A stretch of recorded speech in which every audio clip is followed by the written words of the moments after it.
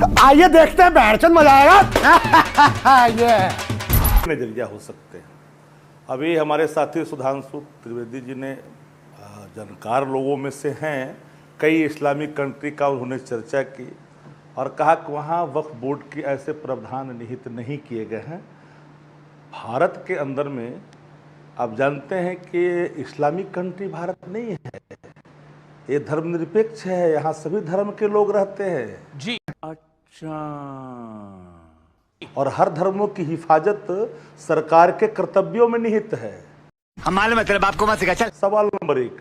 सवाल नंबर 2 की संपत्ति को कहीं न कहीं हड़पने की साजिश है, संशय उनके मन में है। क्या अगर एक समूह को, एक धर्म के मानने वाले समूह इस देश के अंदर में अपने आप को असुरक्षित, अपने संपदा को मानते हैं, जो मानते हैं कि जो डोनेट किया गया है संपत्ति, इसको कहीं पूंजीपति न हड़प ले, तो अपने रक्षार्थ हेतु इन सवालों को जन्म दे रहे हैं। तो उन सवालों पर हमने कहा कि राज्य के अंदर में अगर हमारी सरकार बनेगी तो ऐसे कानून को हम बिगेंगे नहीं मानेंगे। तुम्हारे जैसे लोग इस देश के लिए श्राप है। जहां सवाल सरिया एक अलग सवाल है। हम संविधान के उन आत्माओं को संरक्षण की लगातार वकालत भी करते हैं और संरक्षण में अपनी हम सनातन कर्तव्य भी निभाते हैं। चल झूठा। सनातन को भी मानते हैं, दूसरे धर्मों का भी आदर करते हैं। हम धर्म के नाम पर उन्माद को नहीं परोसते। तेजस्वी यादव ने बोला छपरी और टपरी मेरे खिलाफ बोल रहे हैं, मेरे प्रवक्ता उनसे डील कर लेंगे। और जहां तक मौलाना कहा गया, बोला मौलाना तो अच्छा शब्द है, और नमाजवादी पे भी रिएक्ट करे हैं पहली बार तेजस्वी यादव। तेरा तो गेम बजाना पड़े। यादव जी ने पूरा प्रयास किया बुद्धिमत्ता और शालीनता से उस विषय को डाइवर्ट करने का, मगर मैं आपसे कहना चाहता हूं शक्ति जी, देखिए आपने तो संयमित भाषा प्रयोग किया, भले ही तेजस्वी जी छपरी टपरी जो भी बोल रहे हैं। ये बताइए, आपने कहा सभी धर्मों का सम्मान है, तो ये जैसा अधिकार वक्फ बोर्ड में मुसलमानों को है, हिंदुओं को छोड़ दीजिए, किस माइनॉरिटी को है? Good question. सिखों को है क्या? ना। क्रिश्चियंस को है ना। पारसियों को है ना। यहूदियों को है ना। यमुनानगर में गुरुद्वारा क्लेम किया हुआ है, हरियाणा में सिखों का गुरुद्वारा वक्फ बोर्ड ने। बात तो सही है। मुनम्बम में 400 क्रिश्चियन परिवारों की और चर्च की जमीन को उन्होंने इस बुरी तरीके से कैप्चर किया है केरल में कि Catholic bishop council of Kerala ने रिटर्न में लेटर लिखा था सभी सांसदों को कि आप सब सर्वसम्मति से यह कड़ा कानून बनवाइए, वरना क्रिश्चियंस की यह संपत्तियां हड़पे ले रहे हैं। तो आप किसी मुस्लिम देश का नाम बिल्कुल आपने सही कहा, सेकुलर देश में कट्टरपंथी मुस्लिम देशों से ज्यादा ताकत मुस्लिमों को देने का प्रयास और हमारे देश की हर माइनॉरिटी को बचाने का प्रयास। अब दूसरा एक पॉइंट कह देता हूं, आपने कहा अगर वो ईमानदारी से काम कर रहे हैं तो बताइए, ये जो 39 लाख एकड़ जमीन है, इसमें कितने स्कूल खुले हैं, कितने विद्यालय खुले हैं, कितने कॉलेज खुले हैं, कितने यूनिवर्सिटी खुले हैं, कितने अस्पताल खुले हैं, कितने यतीम खाने? अरे बाप रे, ये तो धोती खोल रहा है। कितने खुले हैं? जवाब शक्ति यादव जवाब। मगर पटना में प्लॉटिंग एक लाइन पटना में पूरा प्लॉटिंग करके सब गड़बड़ कर लिया गया है। लालू यादव जी का 2010 का बयान है, शॉपिंग मॉल खुले हुए हैं और इसके बाद बड़े बड़े 5 स्टार होटल खुले हुए हैं। ये बड़ी अच्छी बात कही आप, पूरे देश को पता है। और अंत में एक बात कह दूं, देखिए तेजस्वी यादव जी ने एक बात बोला, मौलाना तो पढ़ा लिखा होता। जी साहब मैं करोड़ों दर्शकों से कहना चाहता हूं, नहीं एक लाइन में जरूर कहना चाहूंगा अमित जी, एक लाइन बस, उसके बाद बिल्कुल एक लाइन समय इनको दे दीजिएगा। ये कहते मौलाना पढ़ा लिखा होते हैं, मगर एक मौलाना से कहलवा दीजिए कि उससे कहिए धरती स्थिर है कि सूर्य पृथ्वी के चारों ओर घूमता है, धरती चौकोर है कि गोल है।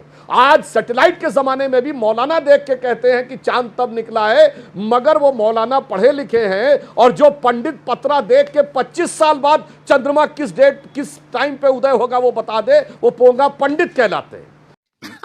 सही पकड़े हैं। जो आज नासा के कैलकुलेशंस हमारे भारतीय पंचांग में शक्ति यादव उनके लिए 2010 में सदन में लालू यादव ने बोला था बहुत सख्त कानून बनाना चाहिए, सारी जमीनें हड़प ली गई है। यानी लालू यादव की राजत अलग थी और तेजस्वी यादव की राजत अलग है। जवाब और मौलाना पर आपका जवाब जो सुधांशु जी ने बोला। संदीप जी, शक्ति जी, मैं बिल्कुल सबसे बड़ा ऐसा है रमेश जी, मैं तो एक बात है भैया, सवाल है कि डेवलपमेंट फॉर होम 20 वर्षों में आप सत्ता में लेकिन आते हैं, आप तो शासन दोनों मिलके चला रहे हैं। मैं आपके मानता नेता एक सेकंड, आपके नेता प्लीज, तो उस कार्यक्रम में प्लीज, नौकरी प्लीज, देने के लिए नहीं गए थे। आपके नेता तो विकास की बात करने के लिए नहीं गए थे। वहां पर क्या क्या बातें हो रही थी और शायद आप आपके भूल नेता गए। वहां मौजूद थे, शक्ति यादव। तो आप बोल रहे हैं कि हम विकास का काम करना चाहते हैं, लेकिन काम धार्मिक कर रहे हैं। अब बताइए, धर्म के आधार पर ही तो बात करने के लिए गए थे ना वहां पर। वहां पर विकास की बात तो नहीं थी, नौकरी की बात तो नहीं थी कि मुसलमान युवा को नौकरी मिलनी चाहिए। नहीं, आप सुन तो। वहां पर तो कहा जा रहा था कि शरिया के हिसाब से वक्त को इजाजत मिलनी चाहिए।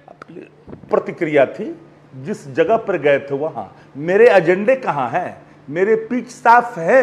उन पिच जो लोग कहते थे कहां से ला को दोगे, उनको जिनको रन नहीं बनाए वो हमारे बल्ले हमारे ही पिच पर आप बैट लेके खड़े हैं। अब कौन बैट लेके खड़ा है, कौन बॉल लेके खड़ा है, मैं इस पर तो नहीं कुछ कहना चाहता, लेकिन मैं एक बात कहना चाहता हूं। लेकिन वो कहना पड़ेगा ना, वो कार्यक्रम तो था ना, वो कार्यक्रम तो था। आपकी लिस्ट में शक्ति यादव की लिस्ट में हो ना हो, लेकिन तेजस्वी यादव की लिस्ट में तो था ही वो कार्यक्रम। नहीं, इसको डिफाइन इस रूप में नहीं कर सकते।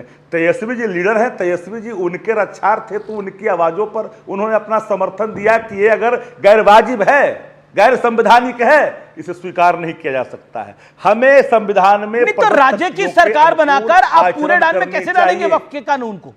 मैं ये पूछ रहा हूं, राज्य की सरकार बना के कूड़ेदान में कैसे डालेगा वक्फ का कानून? राज्य को अधिकार है कि उन कानूनों को मैं मानूं या ना मानूं। इसलिए नहीं मान सकते उन कानूनों को। ओके, ये संविधान के संबंध में बात करें। Sudhanshu Trivedi, quick reply to this. क्या संविधान के दायरे में आता है कि सेंटर कानून बनाए, राज्य रिजेक्ट करे? सुधांशु त्रिवेदी, इंप्लीमेंट।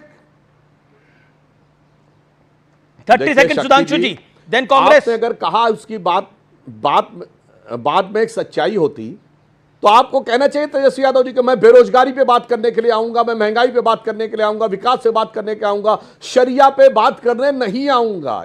बात तो सही है। इसे कहते हैं चेहरा कुछ और है और मुखौटा कुछ और है, वह पूरी तरीके से साफ हो जाता। और दूसरा, आप कह रहे हैं वो लोग डरे हुए हैं, असुरक्षित महसूस कर रहे हैं। जो कश्मीर घाटी में जुमे की नमाज के बाद दहाड़ते हुए निकलकर किसी इंस्पेक्टर अयूब पंडित की हत्या कर देने से लेके बंगाल के मालदा में जिस ढंग से आगजनी करने से लेके सरतन से जुदा के नारों से सबको धमकाते हुए कन्हैयालाल साहू का सरतन से जुदा कर देने वाले लोग आपको डरे हुए नजर आ रहे हैं। तो क्या बात है सर, क्या बात है सर, क्या बात। तो मुझे लगता है देश की जनता को तय करना चाहिए कि किसको नजर में इतना बड़ा दोष हो गया है कि उसे वो जिस चुनाव को आप धार्मिक बंटवारे की बात कर रहे हैं, उस बंटवारे की इमारत कौन खड़ी कर रहा है? पटना के गांधी मैदान में रैली किसने की? इमारते शरिया नामक संस्था ने। आपके दर्शकों को गौर से नाम सुनना चाहिए। अरे बाप रे, ये तो धोती खोल रहा है। इमारते शरिया। और उस इमारते शरिया के जलसे में शिरकत किसने की? राजद वालों ने। कांग्रेस की तरफ से Salman Khurshid, Majlise Ittehadul Muslimeen, secular party of India, Bharat की बड़ी सेकुलर पार्टी, वो पहुंचे। और आपको याद करिए ना, राहुल गांधी जी विदेश में जाके क्या बोले थे? I am having no problem about it, Muslim League is absolutely secular, Muslim League is absolutely secular, Majlise Ittehadul Muslimeen is absolutely secular, BJP is communal. Imarate Sharia के कार्यक्रम में जाना जिसमें बोला गया कि मुस्लिम शरिया के बगैर नहीं रह सकता, और उसके बाद जाकर उसमें डिमांड क्या करना? अमीर जी, वक्फ बोर्ड के जिस कानून के प्रावधान को ये चाहते हैं वो दुनिया में ना सऊदी अरब में है जो इस्लाम की जन्मस्थली है, ना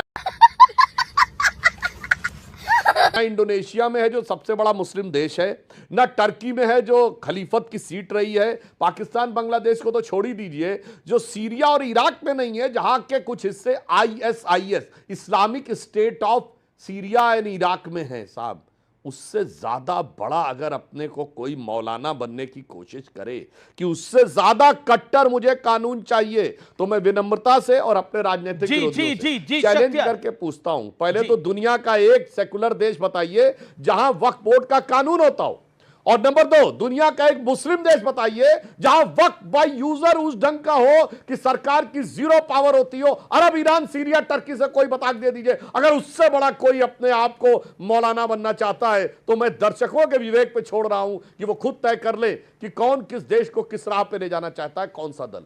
अब तुम लोग गलती से अगर नए हो तो सब्सक्राइब करो, वो जो लाल वाला बटन है उस पर अपने जीजा जी फेंक के मारो या फूफा जी, मुझे नहीं पता, बस क्लिक हो जाना चाहिए। अब